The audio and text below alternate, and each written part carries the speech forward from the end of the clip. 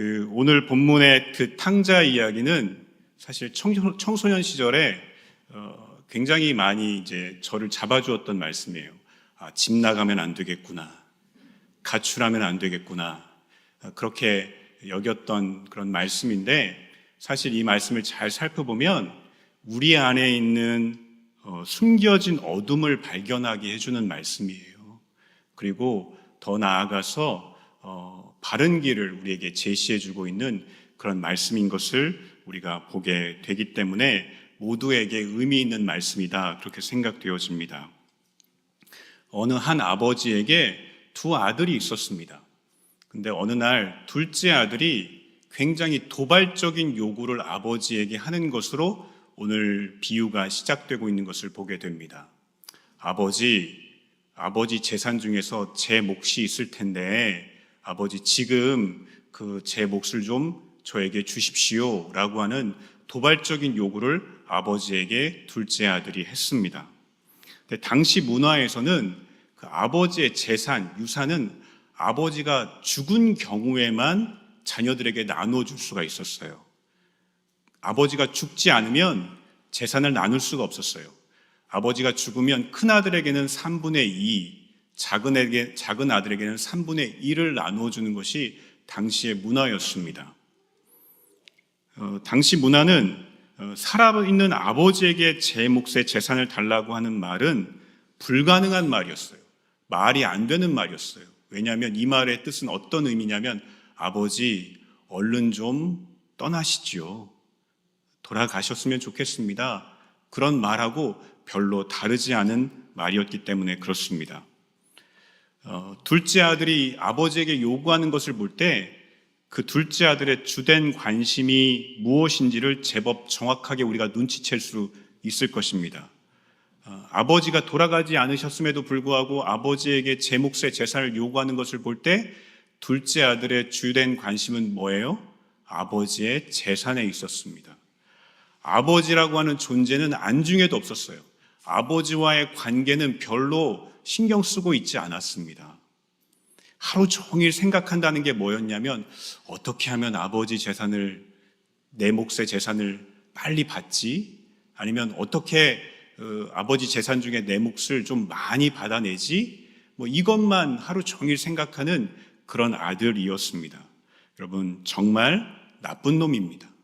나쁜 놈이죠. 제가 만약에 이 친구 신방했다면 절대 이런 친구들에게는 떡볶이나 햄버거를 사주지 않을 것입니다. 그리고 너 하나님한테 혼나? 너 그런 마음 갖는 건 하나님 앞에 심판받고 저주받는 일이야? 라고 하면서 막 혼을 내서라도 잘못을 깨닫게 하고 아버지 앞에 무릎 꿇고 빌게 만들 것입니다. 그러지 않으면 그 친구와의 신방을 끝내지 않을 것입니다. 그런데 더 놀라운 것은 아버지가 둘째 아들의 요구를 들어주었다는 거예요. 아버지는 인격적인 분이셨던 거예요. 그래서 자녀들이 요구하는 것을 존중해주는 그런 아버지였던 것을 보게 되는 것이죠. 드디어 둘째 아들은 자기가 목표로 했던 목표를 달성을 했어요. 막 휘파람을 불었을 것 같아요. 그리고 자기 목 챙겨서 너무 신나서 아주 먼 나라로 떠나게 됐습니다.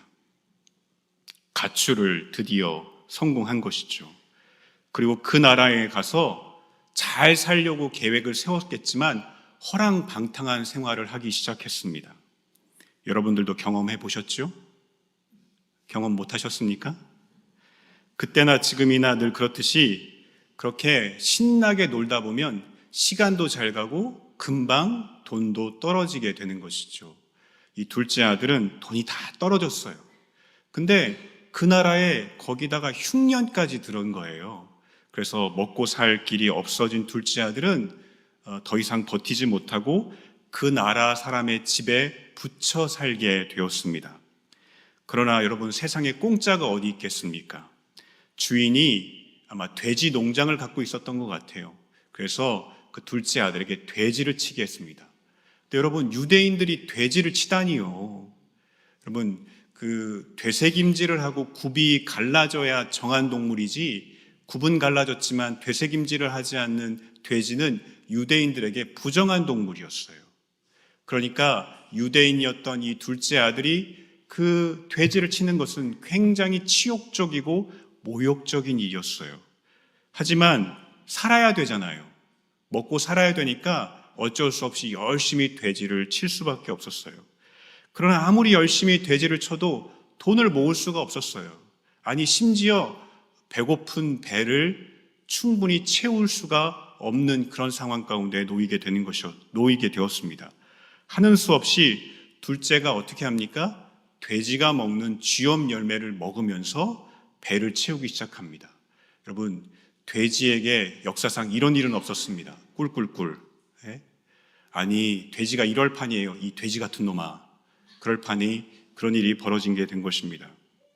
이렇게 비참한 생활을 하던 둘째가 거의 이제 죽게 생긴 것이죠. 더 이상 내가 이 생활 못하겠다. 결단을 내려야겠다. 그런 생각을 하던 차에 아버지가 생각나는 거예요. 아버지 집이 생각난 거예요. 그래서 아버지 집으로 돌아가야겠다 생각했는데 그냥 돌아가는 것은 염치가 없고 또 민망한 일이잖아요.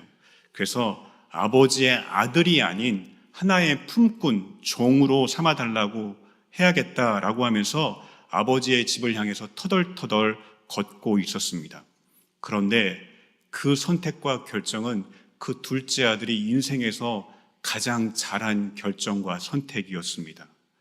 둘째는 아버지가 자신을 완전히 용서하리라고 확신하지는 못했던 것 같아요. 하지만 아버지가 적어도 나를 종으로는 받아줄 거라고 생각했던 것 같습니다. 그래서 지금보다는 형편이 나아질 것이다. 죽음을 방불케 하는 지금의 생활보다 아버지의 종으로 사는 것은 훨씬 나은 삶이다 라고 생각했던 것이죠. 자, 재산을 다 탕진했습니다. 허랑방탕한 생활을 하고 돌아온 그 아들을 아버지가 어떻게 맞이할까요? 아버지가 보니까 거리가 멀리 있는데 아들임을 알아본 것 같아요. 그래서 어떻게 하기 시작하죠? 네, 이렇게 달리기를 시작했습니다. 근데 그 당시에는 이 아버지와 같이 나이든 어른은 달리지 않았어요. 그 달리는 것은 체면과 품격을 떨어뜨리는 일이라고 생각했었습니다. 하지만 아버지는 자기의 품격과 체면을 다 벗어버리고 아들을 향해서 열심히 달리기 시작했어요. 여러분, 왜 아버지가 집으로 돌아오고 있는 아들, 조금 있으면 만나게 될 아들 아닙니까?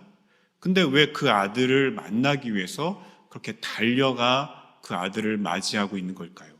가서 이 나쁜 놈아 하고 몇 대 때리고 너 가라. 여기가 어딘 줄 알고 기어들어와. 너 이미 호적에서 팠어. 어디 와서 다시 와서 아들 노릇하려고 해. 그러려고 달려가셨을까요? 그게 아니었어요. 당시 문화에 의하면 둘째 아들 같은 그런 아들은 거의 폐류나 아닙니까?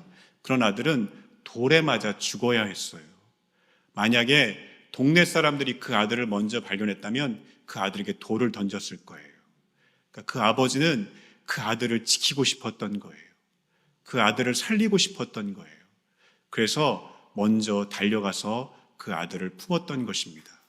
또 목이 빠져라 기다리고 있었던 아들이었어요. 언제 돌아오나, 언제쯤 오려나 그렇게 기다렸던 아들이었어요. 지금처럼 핸드폰이 있으면 연락이라도 주고받았을 텐데 전혀 그런 소식을 알지 못했던 아들, 얼마나 애타게 기다렸는지 모릅니다. 그래서 그 아들 얼굴이 너무너무 보고 싶었던 거예요. 그래서 그 아들 얼굴 보려고 달려갔어요. 그 아들과 입 맞추고 싶어서 달려갔던 것이었어요. 그 아들, 너 너무너무 잘 왔다, 잘 왔어 라고 환대해주고 환영해주고 싶어서 달려갔던 것입니다. 아버지는 자신의 품격과 체면을 아랑곳하지 않고 아들 살리기 위해서, 아들이 너무너무 반갑고 아들 얼굴 보고 싶어서 그래서 달려나갔던 것입니다. 아버지의 환대를 받은 아들, 아마 뭔가 묵직한 것이 그 가슴에 있지 않았겠어요? 뭔가 뭉클한 것이 그 마음에 있었을 거예요. 너무너무 감사하다, 그런 마음과 함께 조금 부끄럽다, 조금 민망하다, 그런 마음, 죄송하다, 그런 마음이 있었을 것입니다. 둘째 아들은 살아있는 아버지에게 재산을 요구하던 그런 뻔뻔한 아들이 더 이상 아니었습니다. 그래서 힘든 상황을 겪었던 그 아들은 조금 이제 염치도 알고 감사도 아는 아들이 되었던 것 같아요. 그래서 오늘 본문 21절 말씀은 이렇게 말씀하고 있죠. 아들이 이르되 아버지, 내가 하늘과 아버지께 죄를 지었습니다. 지금부터는 아버지의 아들이라 일컬음을 감당하지 못하겠습니다. 이렇게 대답했습니다. 아버지, 저는 너무너무 큰 잘못을 했기 때문에 이제 아버지의 아들 될 자격이 없는 것 같습니다. 그랬습니다. 그러자 아버지가 어떻게 합니까? 제일 좋은 옷을 가지고 와라. 그래서 그 아들에게 제일 좋은 옷을 입혀줍니다. 가락지를 가지고 와라. 그래서 그 아들에게 가락지를 끼워줍니다. 좋은 신발을 가지고 와라. 그래서 그 아들에게 신발을 신겨줍니다. 그리고 너는 여전히 내 아들이야. 내 사랑하는 아들이야. 그것을 확인시켜 주십니다. 그리고 살진 송아지를 잡고 이제부터는 잔치다. 우리 먹고 마시자. 기쁘게 잔치를 하자라고 선언했던 것입니다. 여러분, 이 비유의 말씀 다 잘 아실 겁니다. 아마 죄인이 예수님께 나오는 것을 말씀하고 있을 것입니다. 그렇습니다. 여러분, 내가 어떤 모습인지, 내가 어떤 형편에 있는지, 심지어 내가 죄를 짓고 있을 수도 있잖아요. 내가 어떤 죄를 짓고 있던지, 심지어 이런 분들이 있어요. 내가 이렇게 사는 게 조금 부끄러운데, 그래서 나는 이렇게 사는 내가 조금 싫어. 근데 왜 나 자꾸 이렇게 살지? 하고 있는 분일지라도 하나님께 나오면 하나님이 달려와서 아무것도 묻지 않으시고 안으시고 용서하시고 너는 내 사랑하는 아들이야. 너는 내 소중한 딸이야. 이렇게 하신다는 것입니다. 여러분, 하나님이 얼마나 빨리 달려오시는 줄 아십니까? 여러분이 하나님께 달려오는 것보다 훨씬 빨리 달려와서 그곳에서 두 팔을 벌리고 기다리고 계신 분이 하나님 아버지신 것이죠. 하나님은 나를 정말 기뻐하시는 분이세요. 그분은 나를 얼마든지 용서하시는 분이에요. 그 확신을 갖고 우리가 그 주님 품 안으로 달려갈 수 있는 그런 신앙인들이 되었으면 좋겠습니다. 그렇다면 여러분, 이제 조금 우리가 깊이 생각해 볼 것이 둘째 아들이 왜 집을 떠나려고 했을까 하는 거예요. 왜 멀쩡하게 살고 있는 그 집에서 둘째 아들이 떠나려고 했을까? 아니, 그렇게 사랑받는 아들인데, 그리고 뭐 아버지에게 재산이 좀 있었던 것처럼 보이잖아요? 재산도 있는 꽤 괜찮은 집인데, 왜 아들이 굳이 왜 그 아버지의 집을 떠나고 싶은 그런 마음을 갖게 되었을까요? 우리 풀러 신학교에 우리 한국인 신약학 교수님 한 분이 계신데, 김세윤 박사라는 분인데, 그분이 이런 얘기를 했어요. 이 탕자 둘째 아들을 보면서 하나님이 창조하신 첫사람인 아담이다. 그렇게 이야기했습니다. 100% 동의를 하는데 여러분들도 조금 감이 잡히실 거라고 생각하는데 조금 더 구체적으로 설명해 보면 둘째는 아담이 행한 범죄다. 둘째 아들 탕자는 아담이 행한 범죄였어요. 여러분, 근데 아담이 행한 범죄가 뭡니까? 많은 사람들이 이렇게 생각해요.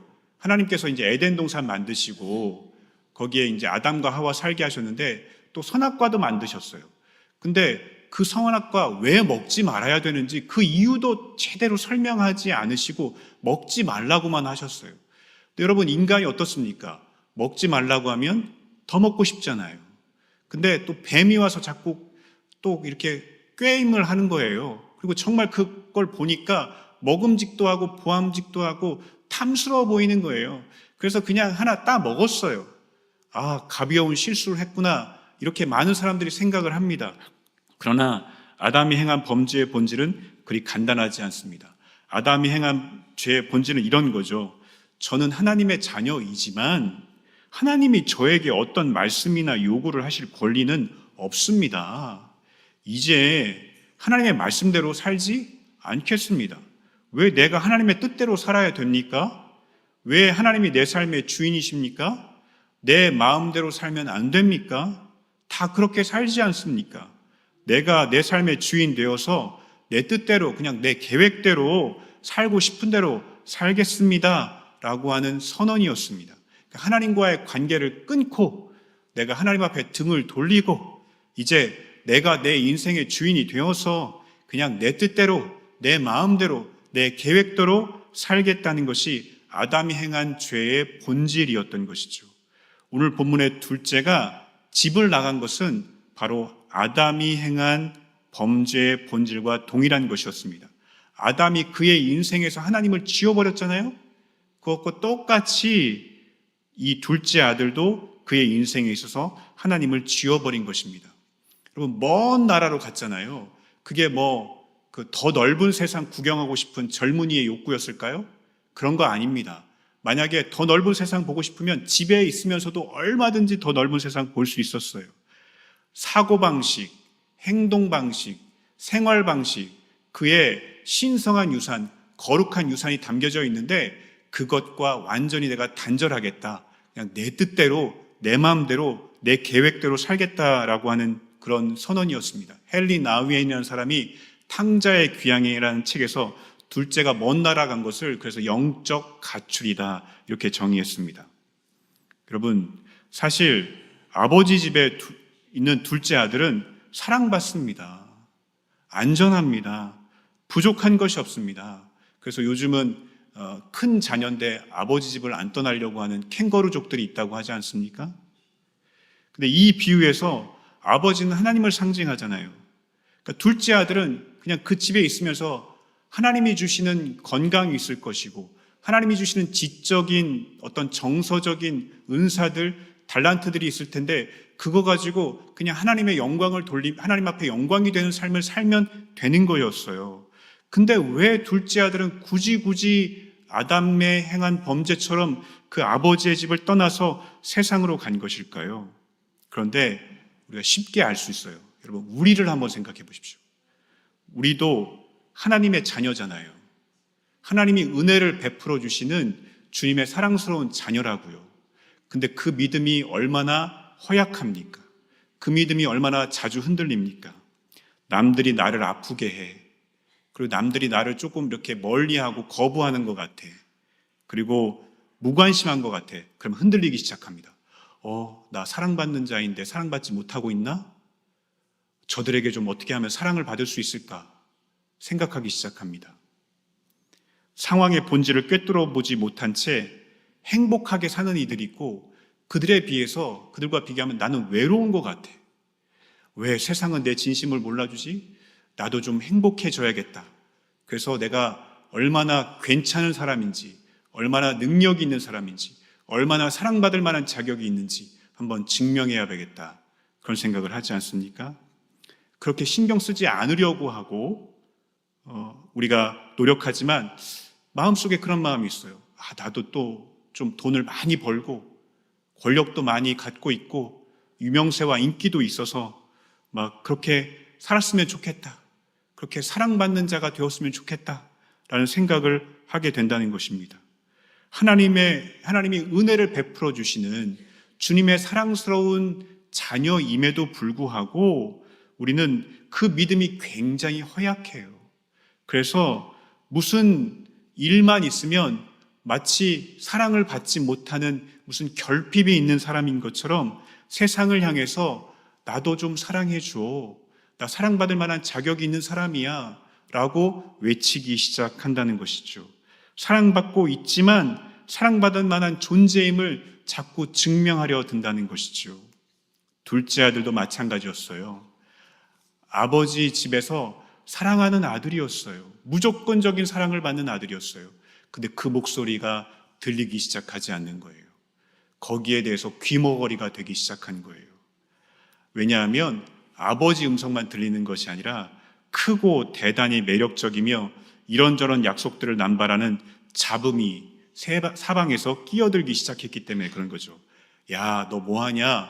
당장 나가서 네가 얼마나 능력이 있는지, 네가 얼마나 사랑받을 만한 존재인지, 네가 얼마나 쓸모있는 인간인지 한번 보여줘 봐 라고 하는 잡음들이 들리기 시작했습니다. 여러분, 예수님도 똑같은 이런 경우를 당하신 거 여러분 아십니까? 예수님이 요단강에서 침례 요한에게 침례를 받았어요. 그러니까 하늘문이 열리고 성령이 비둘기같이 임하면서 이는 내 사랑하는 아들이요 내 기뻐하는 자라고 하는 성령의 음성이 있었어요. 그리고 예수님이 40일간 금식 기도를 하죠. 근데 그 내 사랑하는 아들이요라고 하는 음성이 다 사라지기도 전에 마귀가 예수님을 끌고 광야로 나갑니다. 그래서 예수님한테 이러죠.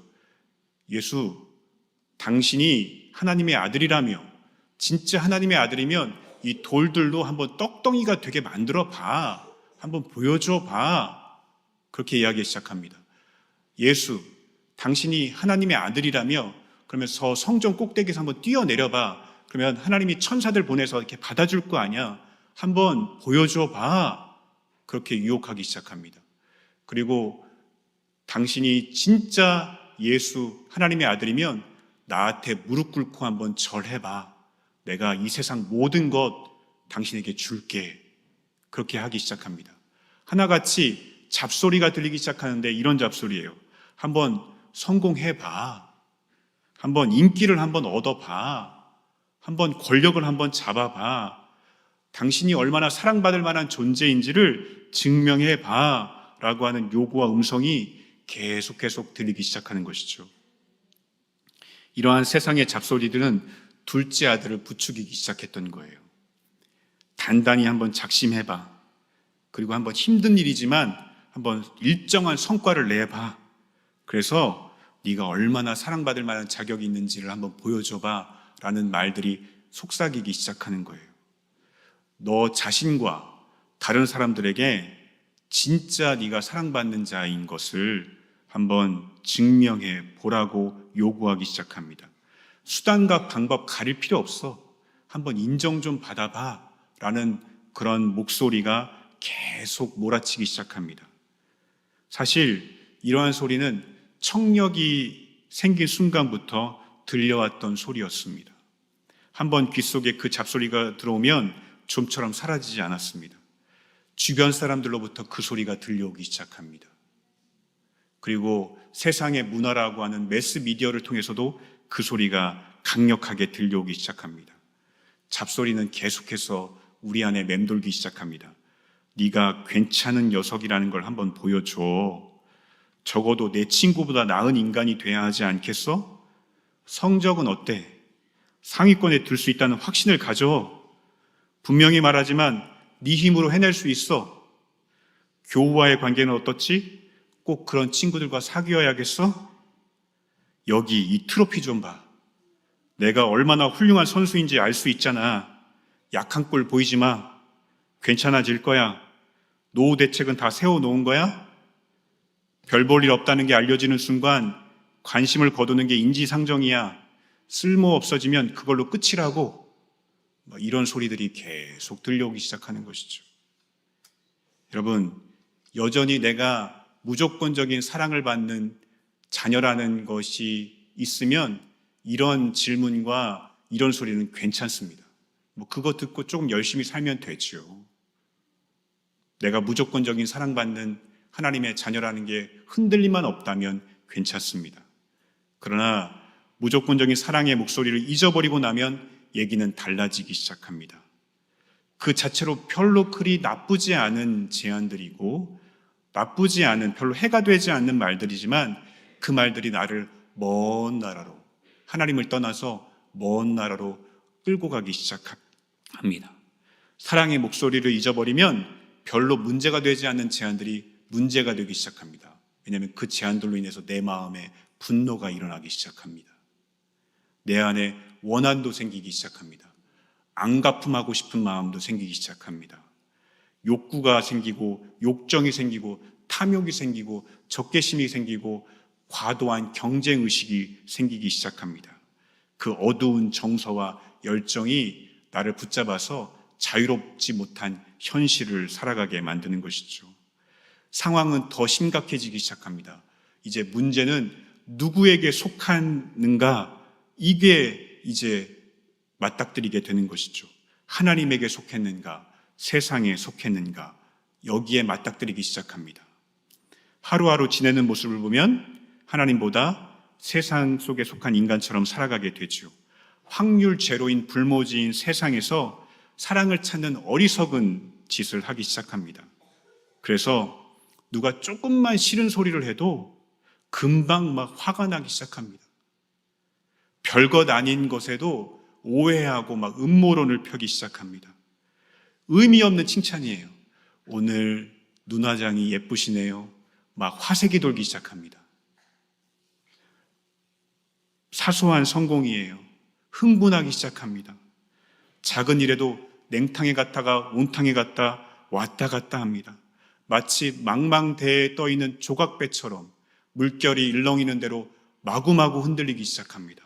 한마디로 나의 내면이 세상의 기준에 의해서 왔다 갔다 하기 시작합니다. 내가 무조건적인 사랑을 받는 하나님의 자녀라는 그 안정감이 사라지고 불안이 찾아오기 시작합니다.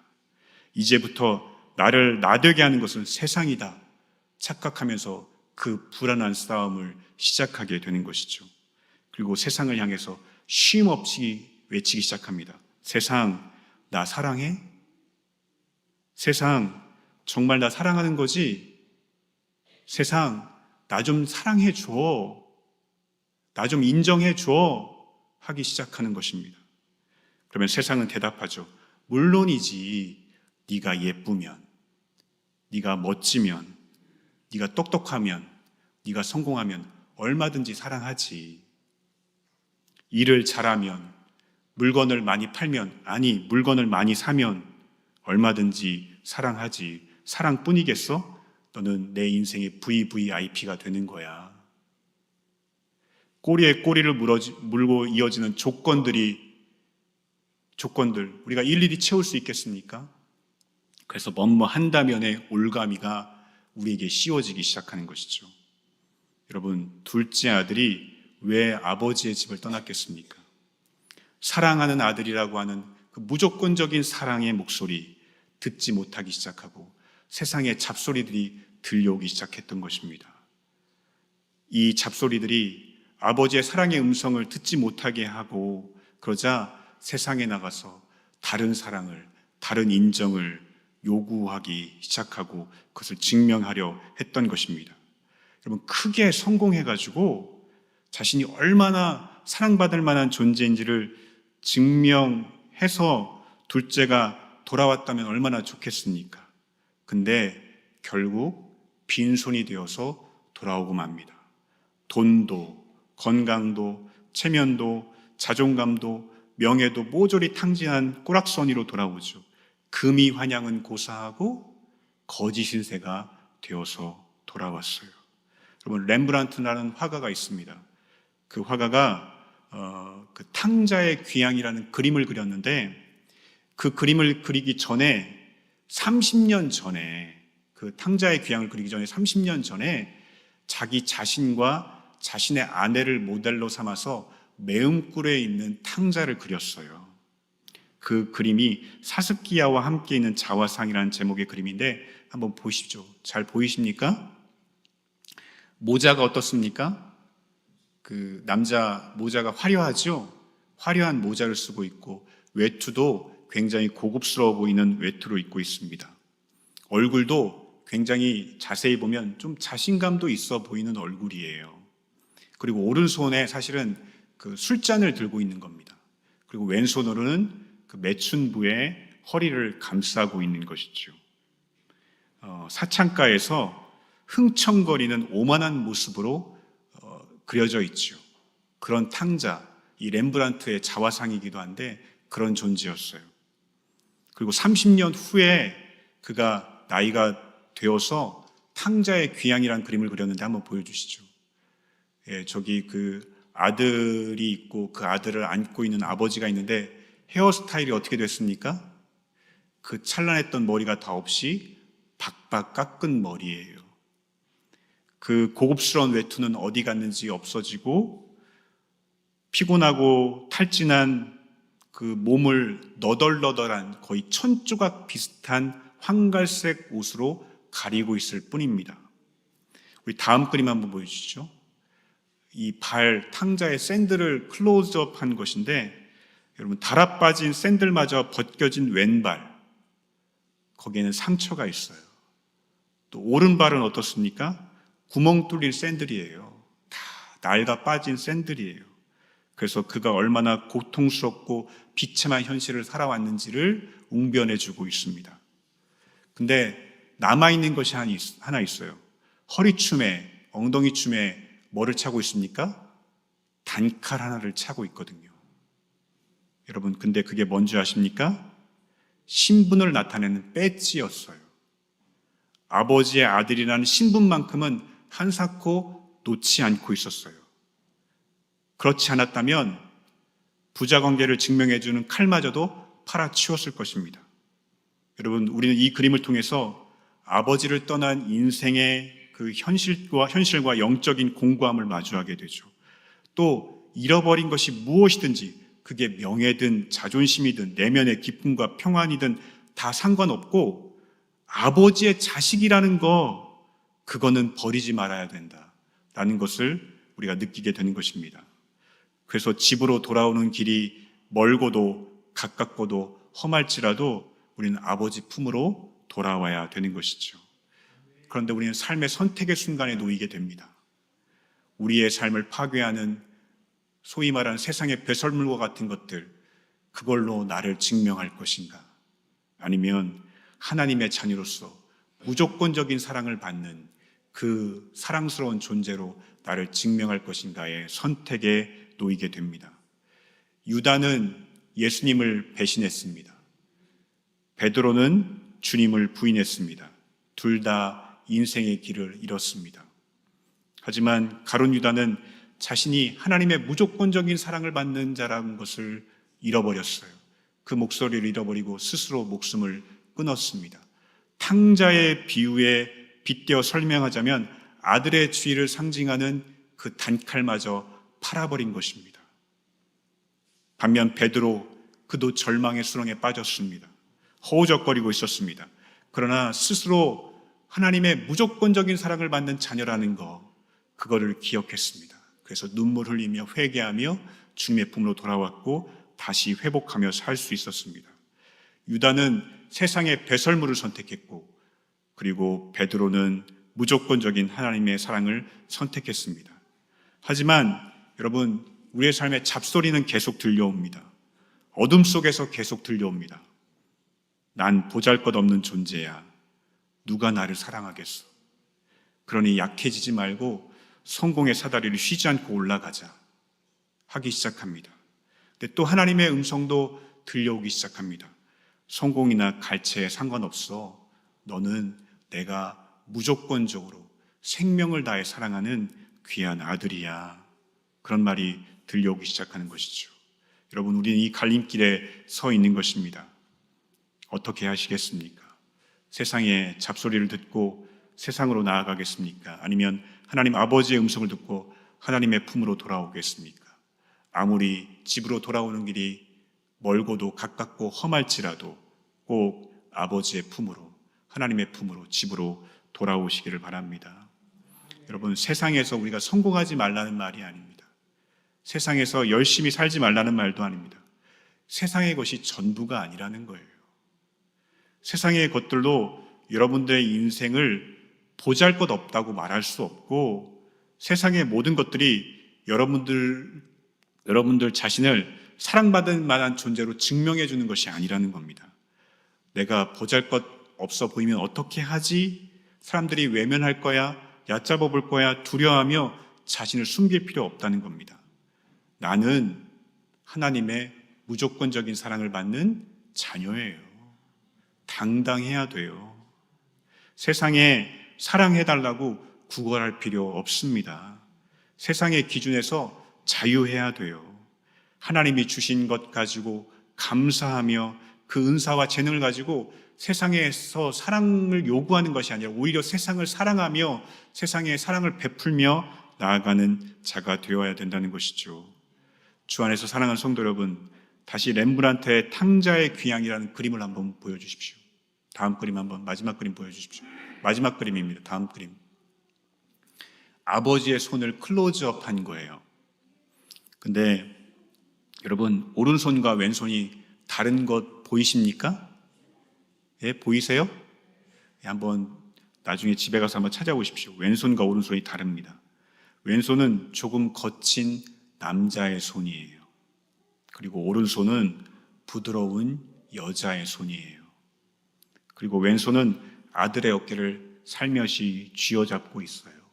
그리고 오른손은 아들의 등을 어루만지며 위로해주고 있습니다. 눈치채셨죠? 왼손은 아들을 굳게 잡아주는 아버지의 손이에요. 그리고 오른손은 아들을 어루만지며 위로해주고 사랑해주는 어머니의 손이에요. 이렇게 집으로 돌아온 아들을 하나님은 아버지의 손과 어머니의 손으로 붙잡아주고 위로해주는 것입니다. 여러분, 정말 내 모습이 어떠하든지 상관없습니다. 하나님 아버지가 애타게 여러분들을 찾고 계시고 기다리고 계십니다. 여러분, 세상에서 증명하실 필요 없습니다. 내가 얼마나 대단한지, 내가 얼마나 사랑받을 만한 자격이 있는지 증명하실 필요 없습니다. 여러분들은 이미 무조건적인 하나님의 사랑을 받는 하나님의 자녀입니다. 여러분, 그 하나님 자녀의 권세가 바로 거기에 있습니다. 그래서 당당함을 갖고 자신감을 갖고 불안해하지 말고 안정감을 갖고 그렇게 이 땅을 하나님의 자녀로 살아가시는 저와 여러분들 되시기를 주님의 이름으로 간절히 축원합니다.